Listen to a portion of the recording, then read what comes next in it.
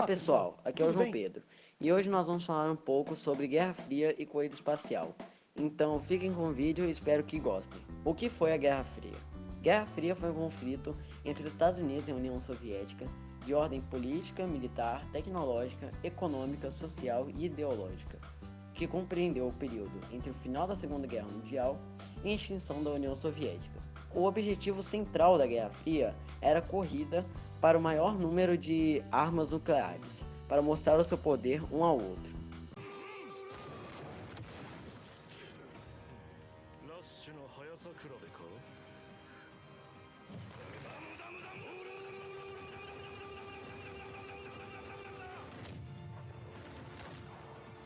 A guerra é chamada de fria porque não houve uma guerra ou conflitos diretos entre as duas superpotências, dada a inviabilidade da vitória em uma batalha nuclear. Guerras por procuração era uma guerra indireta entre os Estados Unidos e a União Soviética, em que eles queriam se aliar ao maior número de países possíveis, fazendo com que eles seguissem suas ideologias para mostrar o seu poder.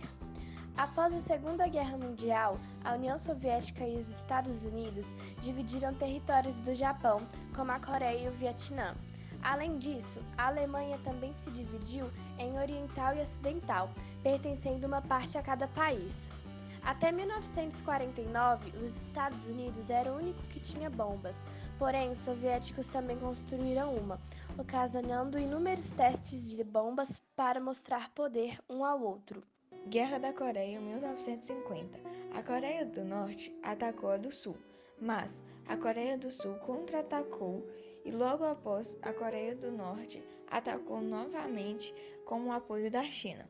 Os territórios ficaram quase a mesma coisa e Stanley morre em 1953. Ocorreu na segunda metade do século XX entre a União Soviética, URSS, e os Estados Unidos, pela supremacia na exploração e tecnologia espacial. A principal arma roubada durante a corrida armamentista foi o foguete V2, sigla em alemão para Vergel Tangov, arma de vingança traduzido para o português, ou simplesmente V2, cujo nome original alemão era A4. Foi o primeiro míssil balístico tendo sido usado pela Alemanha durante as últimas fases da Segunda Guerra Mundial, principalmente contra os alvos britânicos e belgas. Recebeu esse nome porque era uma arma alemã que seguiu ao V1, uma bomba que voava com um avião a jato. E essa tecnologia foi usada para fazer os primeiros foguetes.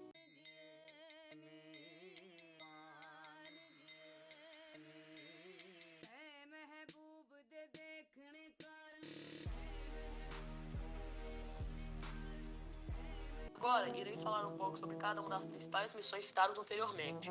A primeira delas foi o Sputnik 1, que foi a primeira missão do programa Sputnik, que enviou o primeiro satélite artificial da Terra. A missão foi lançada pela URSS em 4 de outubro de 1957, no cosmódromo de Baikonur. Vostok 1 provavelmente foi a missão que causou mais raiva nos Estados Unidos. O Vostok foi a primeira missão do programa espacial soviético Vostok e a primeira missão espacial tripulada da história. A aeronave foi lançada em 12 de abril de 1961, levando Yuri Gagarin, um cosmonauta. Para quem não sabe, quem é mandado ao espaço pelos Estados Unidos é chamado de astronauta, e quem é mandado pela União Soviética é chamado de cosmonauta. Agora irei falar para frente sobre a missão mais conhecida, a Apollo 11, que foi um voo espacial tripulado norte-americano, responsável pelo primeiro pouso na Lua. Os astronautas Neil Armstrong e Buzz Aldrin alucinaram o módulo lunar no dia 20 de julho de 1969, às 8h17 da noite. Armstrong tornou-se o primeiro humano a pisar na superfície lunar, 6 horas depois, já no dia 21. E assim a corrida espacial acabou com a vitória dos norte-americanos sobre os soviéticos. Mas ainda assim, muitas pessoas duvidam que o homem realmente tenha chegado à Lua. Como Berlim era dividido em dois, um lado socialista e outro capitalista, havia muita espionagem. Muitas pessoas da parte socialista estavam migrando para outra parte, o que piorou a economia da parte capitalista.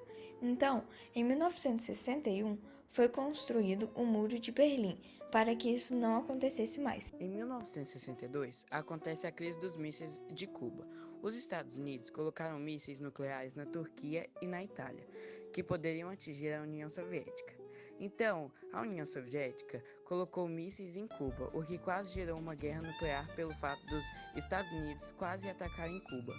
Guerra do Vietnã. O Vietnã do Norte, que era apoiado pelos socialistas, estava tentando levar o socialismo para o Sul, o que gerou essa guerra que marcou os Estados Unidos entre 1964 e 1965. Em 1975, o Vietnã do Norte ataca o Vietnã do Sul, após um acordo de paz em 1973. Após a Guerra do Vietnã, houve um período de diminuição da rivalidade entre a União Soviética e os Estados Unidos, em que vários acordos que limitavam a fabricação de bombas foram feitos. Mas, depois de um tempo, os dois voltaram rompendo esses acordos e produzindo bombas a todo vapor durante os anos 80, iniciando a Segunda Guerra Fria. Após o início da Segunda Guerra Fria, houve a Guerra do Afeganistão, em que, após o Afeganistão se tornar socialista por influência da União Soviética, houve uma guerra civil entre os mujahidins, rebeldes que não gostavam do tipo de governo adotado pelo Afeganistão, que eram apoiados pelos Estados Unidos, e os socialistas do Afeganistão, ou seja, o governo, em 1979 até 1989.